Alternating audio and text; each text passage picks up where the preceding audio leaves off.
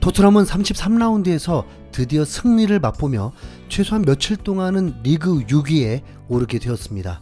아스톤빌라전 이후 한 달 만에 승리였습니다. 뉴캐슬과 비겼고 맨유에게 패배했고 에버턴과도 비기면서 레비 회장은 6경기 남겨놓은 상황에서 무리뉴 감독까지 경질시키는 초강수까지 두게 되었죠. 레비 회장은 임시로 라이언 메이슨 코치를 감독으로 승격시켰습니다. 메이슨은 손흥민보다 한 살 많은 형으로서 한국 나이로 30살입니다. 토트넘 새로운 감독으로 급부상한 나겔스만보다도 훨씬 어립니다. 메이슨이 이 경기에서 어떤 전술을 보여줄지 매우 기대가 되었는데 뚜껑을 열고 보니 몇 가지 다른 점은 있었습니다. 로셀소를 수비형 미들로 내리고 은돈벨레를 공격형 미드필더로 기용했다는 거, 전반 27분 왼쪽 코너킥은 손흥민이 전담이었는데 베일이 맡았다는 거, 사실 바뀐 건 크게 없었습니다. 갑자기 수비 조직력이 좋아진 것도 없었고 베일의 수비 가담은 크지 않았고 손흥민은 수비 가담도 많이 했습니다. 은돈벨레는 공격형 미드필더였음에도 그렇게 많이 뛰지 않았습니다. 레길론의 어설픈 수비도 있었고 알리는 출전 못했고 케인이 부상으로 빠졌는데 백업인 비니시우스를 기용하지도 않았습니다. 사우스햄튼을 상대로 그냥 클래식한 경기였습니다. 단조롭다? 포메이션도 4-2-3-1이었습니다. 그래서일까요? 전반전에 이렇다 할 기회를 만들지 못했습니다. 하지만 토트넘 선수들이 서로 갈리고 분열될 수 있는 상황임에도 불구하고 전혀 그런 느낌이 아니었고 30살 감독을 신뢰하며 오직 승리를 위해 진지하고 모든 걸 쏟아붓고 있었습니다. 메이슨 감독에게 그래도 한 가지는 정말 고마웠죠. 메이슨 감독이 라멜라를 선발로 출전시키지 않았다는 것입니다. 결과는 알다시피 바로 역전승이었습니다. 지금부터는 손흥민 얘기만 도배를 하겠습니다. 손흥민은 왼쪽 윙어로 출전하면서 왼쪽 윙어와 윙백, 스트라이커 역할까지 하면서 전방위적으로 움직였습니다. 전반 중반에 반칙을 당하면서 직접 프리킥 찬스를 만들어줬고 0대1로 뒤지고 있는 상황에서 전반 막판에는 이타적인 패스로 역시 팀을 위하는 모습을 보여줬습니다. 오리의 멋진 크로스가 골대 앞에 있는 손흥민이 다이렉트로 슈팅을 할 수도 있었는데 문전 앞에 있는 모우라에게 연결을 했습니다.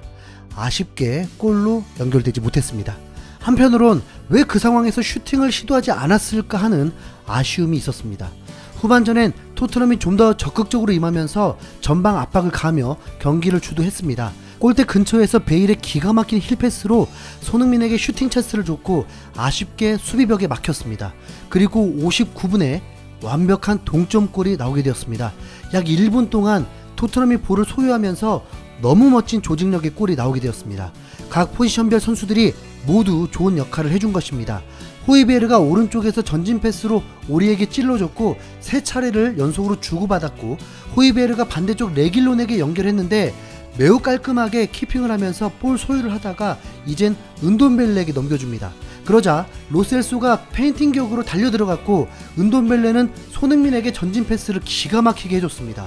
손흥민은 다시 한번 또 모우라에게 연결해줬고 모우라는 강력한 슈팅을 시도했습니다. 그 순간 골이 되는 줄 알고 손흥민은 손까지 들었죠. 아니 모우라의 슈팅이 수비수의 팔에 맞은 것에 대한 항의였을 것입니다. 그런데 여기서 끝이 아니었습니다.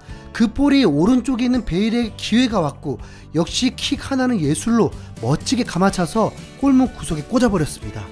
토트넘의 수준 높은 경기력으로 골을 넣은 것입니다.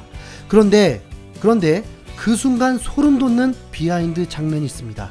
베일이 득점으로 동점이 되는 순간은 남은 시간 골을 넣는다면 아직 4위가 희망이 있다는 기쁨이었습니다. 그래서 베일은 골을 넣고 코너까지 달려가며 멋진 세레머니를 보여줬고 또 그간 무리뉴 감독 때문에 선발 출전이 안 됐다 보니 득점도 멈춰서 후련했을 것입니다. 선수들은 베일에게 달려가며 세레머니에 동참했죠. 그런데 잠깐! 그 순간 딱 한 사람은 전혀 다른 행보를 보입니다. 골이 들어가는 순간 다시 볼을 집으러 달려가는 선수가 있었던 것입니다. 바로 손흥민입니다. 모든 선수가 승리에 대한 절실함이 있었겠지만 그 절실함과 행동이 하나로 만들어지지 못했는데 해병대 출신 손흥민은 골이 들어가자마자 역전을 위해 꽁을 짚었습니다. 카메라는 이미 베일을 잡고 있었기 때문에 손흥민이 그 다음 무엇을 했는지는 모릅니다. 그런데 베일 세레머니에 손흥민이 나타났습니다. 당연히 베일을 축하해 주려는 줄 알았는데 베일과 선수들을 독려하면서 역전을 위해 시간을 아껴야 한다면서 리드를 한 것입니다. 그리고 선수들도 갑자기 손흥민을 그대로 따르고 베일은 만끽하다가 손흥민의 리드에 머쓱할 수도 있었지만 손흥민을 따르며 동료들과 달려가면서 시간을 아꼈습니다. 와, 저는 정말 소름 돋았습니다. 이 경기 한 장면으로도 손흥민이 MOM이 되어야 한다고 생각합니다. 손흥민의 리더십에 토트넘이 정신을 무장하고 승리를 위한 집념을 가지며 끝까지 싸운 것이고, 손흥민의 골이 모우라의 골키퍼 시야 방해로 취소가 되었지만 포기하지 않고 사우스햄튼을 공격하자 페널티킥 찬스도 나올 수 있었던 것입니다. 페널티킥을 누가 찰 것인가에 촉각이 곤두세워질 수밖에 없었는데 선수들은 동요도 없었고 이미 손흥민이 볼을 들고 있었습니다. 그 순간도 저는 소름이 돋더라고요. 이 경기의 승리를 결정지을 수 있는 운명의 선수가 바로 손흥민이었습니다. 손흥민은 이미 2번의 페널티킥을 했었는데 모두 오른발 왼쪽을 향해 킥을 했었고, 한 번은 골로 연결되고 또 한 번은 선방에 막혔지만 다시 본인이 밀어넣으면서 필드골을 만들었었습니다. 그리고 이번 세 번째는 오른쪽으로 골키퍼까지 완벽하게 속이며 군더더기 없는 월드클래스 골을 넣었습니다. 손흥민은 비로소 행복하게 웃게 되었습니다. 손흥민은 참 영리하죠. 지연시켜야 할 때와 서둘러야 할 때를 명확하게 구분하며 경기를 합니다. 손흥민은 무리뉴의 데뷔전도 골을 넣으면서 승리를 안겨주더니 이번에 메이슨 감독의 감격스러운 데뷔에도 골을 넣으면서 승리를 안겨주었습니다. 메이슨은 말로 표현할 수 없이 기쁘다고 했었죠. 손흥민은 승리 후 인터뷰도 팬들을 감동케 했습니다. 현재 토트넘은 있어야 할 위치보다 낮은 위치에 있다고 생각한다. 선수들은 남은 시즌 정말 큰 책임감을 갖고 경기에 나서야 한다. 결승전에 오른 것이 솔직히 자랑스러운 건 아니다. 결승전에 뛴 것으로 기쁘지 않다. 결승전을 뛰었지만 패배한다면 팬들이 자랑스럽다고 말할까? 선수들도 우승할 자격이 있지만 내가 토트넘에 온 이후로 토트넘의 팬들은 세상 누구보다도 우승을 할 자격이 있다. 우리 자신을 위해서도 뛰어야 하지만 팬들을 위해 뛰어야 한다. 축구 경기가 아름다운 이유는 팬들이 있기 때문이다. 꼭 이기고 싶다. 결승전을 뛴 것 말고 결승에서 이긴 걸로 자랑스러워지고 싶다. 와, 이 인터뷰 뭐죠? 팬들은 이 인터뷰에 완전 반해버렸습니다. 우리 모두 손과 같은 정신력이 필요해. 손은 항상 팬들을 존중하고 항상 감사의 마음을 표현한다. 팬들을 얼마나 사랑하고 존경하는지 느껴진다.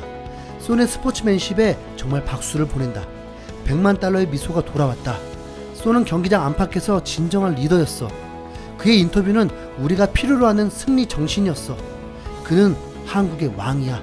손은 월드클래스 자격이 있어. 팬들에게 너무 자랑스러워.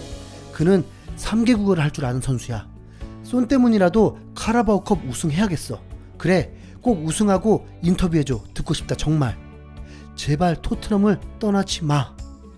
손흥민의 이 인터뷰는 정말 역대급인 듯 합니다. 손흥민의 말 한마디에 카라바오컵 결승이 이렇게 중요한지 몰랐네요.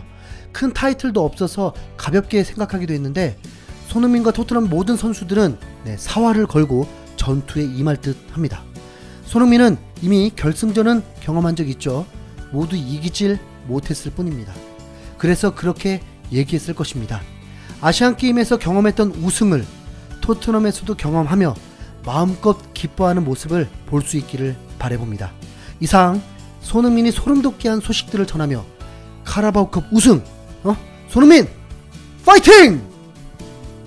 그날은 저도 함께 실시간 입중계로 찾아가 보도록 하겠습니다. 그날 만나요.